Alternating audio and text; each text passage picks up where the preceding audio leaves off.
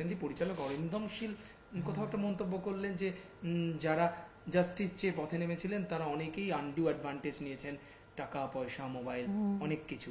এখন কথা প্রসঙ্গে মাথায় এলো, আমি ওনার কোনো মন্তব্য নিয়ে কোনো কমেন্টই করতে চাই না,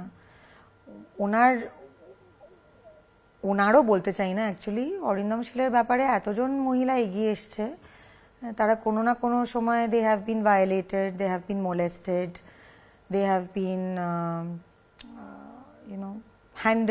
ম্যান হ্যান্ডেলড, হ্যাঁ, তাদের অপরচুনিটি নেওয়া হয়েছে, তাদেরকে এক্সপ্লয়েট করা হয়েছে, এবং আইনি পদে কি হচ্ছে বা কি হবে বা না হবে, যাই হোক আর না হোক, ওই মহিলাগুলোর কথাগুলো তো আর মিথ্যে নয়। আর না তারা নিজেদের সম্মান সবকিছু ফেলে একটা পাবলিক প্লেসে এসে বা থানায় গিয়ে বা আর্টিস্ট ফোরামে গিয়ে কমপ্লেন করেছে। তাদেরকে সবাই আমরা চিনি, তারা প্রতিনিয়ত কাজ করছে। তো আর অরিন্দম শীলের সম্বন্ধে ভালো কথা বলতে আমি কোনোদিনও কাউকে শুনিনি।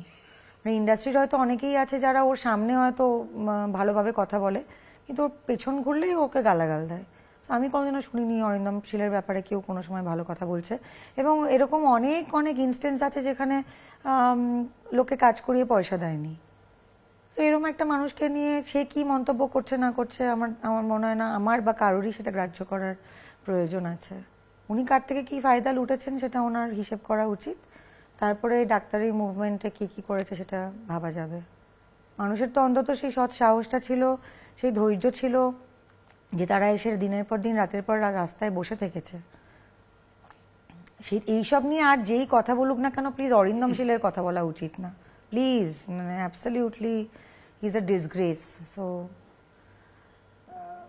যতটা কম বলা যায়, হ্যাঁ, না বললেই ভালো।